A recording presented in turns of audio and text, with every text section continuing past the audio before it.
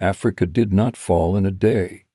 It was negotiated, dissected, argued over, and finally divided by people who had never stepped foot on most of the land they were carving. A continent, thousands of cultures, millions of lives all reduced to ink scratches on European maps.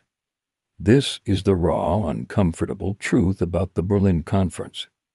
The meeting where Africa was not only divided, it was sold. But to understand what really happened, we have to go back. Back to a Europe hungry for power, desperate for wealth, and blinded by the belief that the world belonged to them. By the late 1800s, Europe was changing. Factories screamed with smoke. Mines tore into the earth like open wounds. These new machines demanded rubber, cotton, copper, gold, diamonds, everything that Europe did not have. But Africa had plenty. European nations looked south across the Mediterranean and saw opportunity. But opportunity, in their eyes, was not partnership. It was possession. They told themselves stories. That Africa had no civilization. That Africans had no systems, no leadership, no history worth respecting. They repeated these lies until they believed them, because lies made it easier to do what they were about to do. At the same time, European rivalry was exploding. Britain and France were competing everywhere. Germany, under the ambitious Kaiser Wilhelm I and his iron-willed Chancellor Otto von Bismarck, wanted to prove itself as a world power.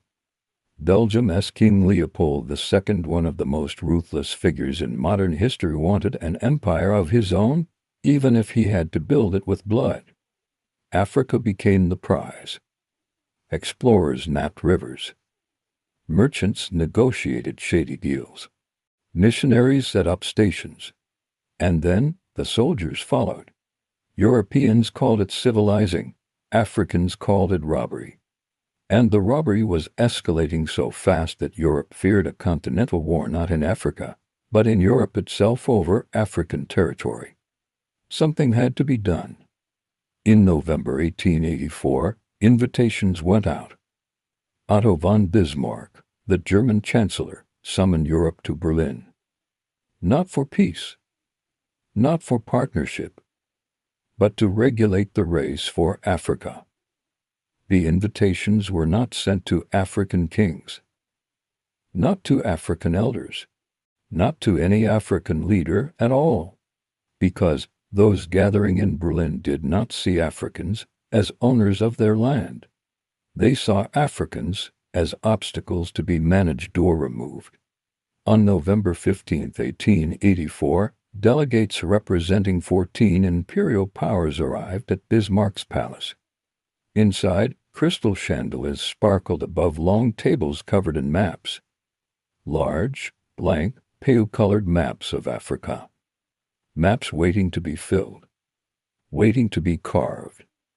No African voice was in the room. Not a single one. A continent of over 100 million people had zero representation in a meeting that would determine their future. Imagine that.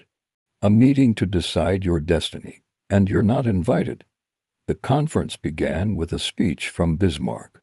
He spoke about trade, peace, cooperation, freedom of navigation, and humanitarian concerns. But these were just words, diplomatic sugar coating on the bitter taste of imperial greed. Behind the speeches, the real conversation was simple. How do we take African land without fighting each other? European leaders claimed they wanted to end slavery in Africa, but many of them were still benefiting from it. They said they wanted to bring civilization, but their actions brought destruction. They said Africans would benefit from progress, but the only progress they cared about was their own. The Berlin Conference lasted for 3 months. 3 months that rewrote hundreds of years of African history. By the time it ended, the fate of an entire continent had been sealed. The delegates wrote formal laws. They called it the General Act of the Berlin Conference. Paragraphs, clauses, signatures, seals, all to give a legal mask to an illegal act. One of the key rules was effective occupation. No European country could claim a piece of Africa simply by saying it. They had to be physically present. They had to build something, a fort, a road, an office, anything to prove they were in control. This rule triggered a violent rush into Africa.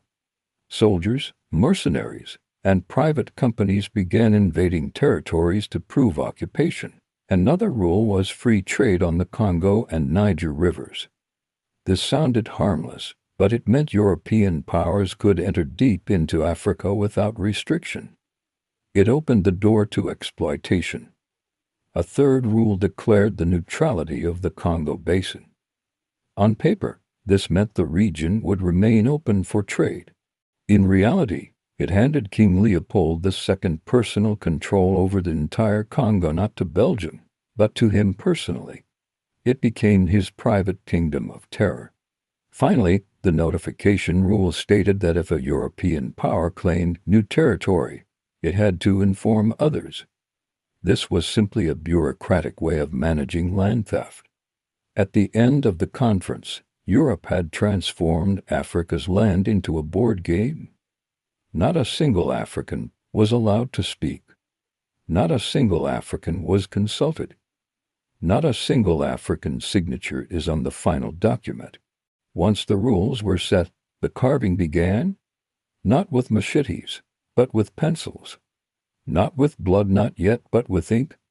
Look at the map of Africa before 1884 and compare it to after 1885. Before, vast kingdoms, diverse ethnic nations, boundaries shaped by history, culture, and ancestry.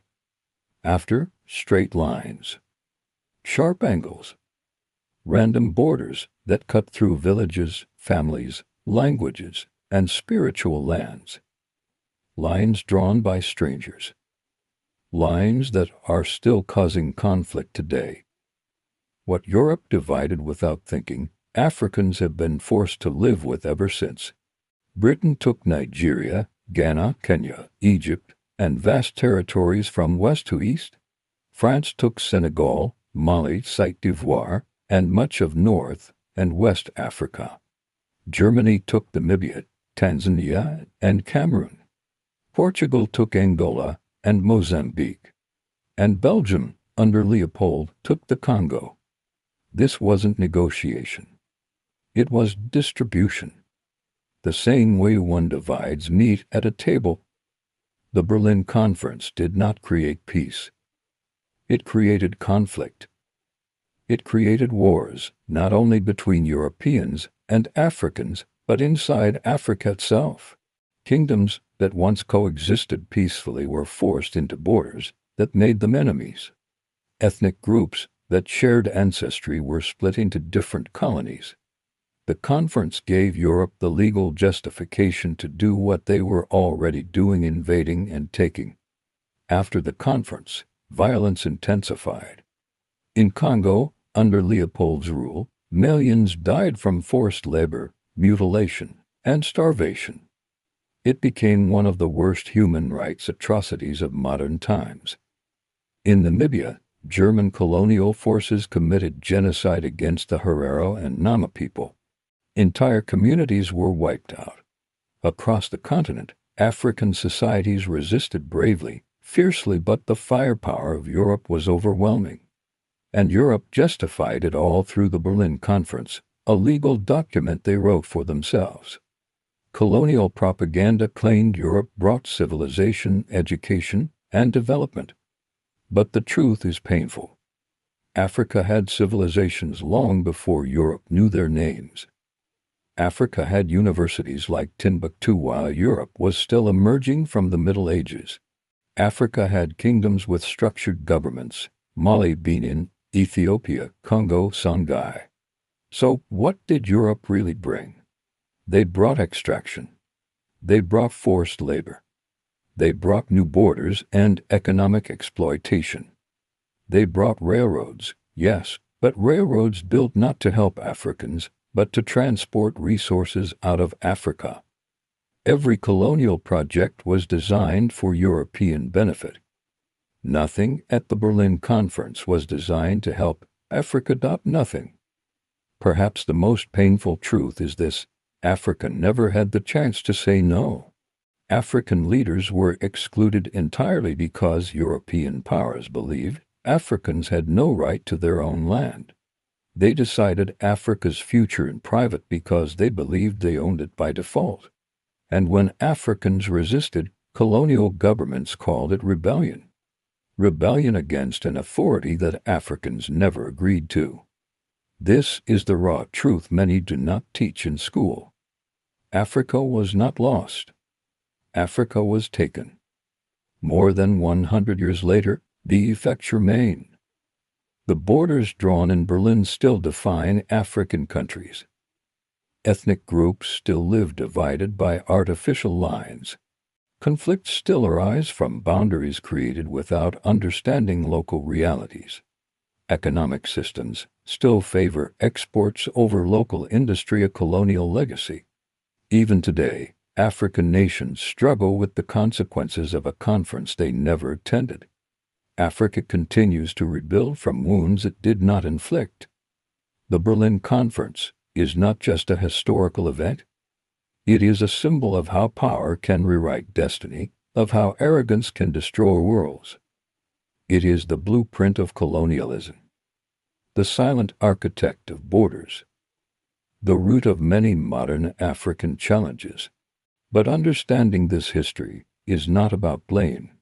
It is about clarity. It is about healing. It is about reclaiming what was taken not physically, but historically, mentally, and truthfully. Africa's story did not begin with colonization. It is older, richer, deeper.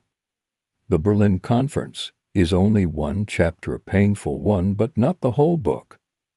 And as Africans rise today through culture, technology, art, and innovation, the continent is writing new chapters.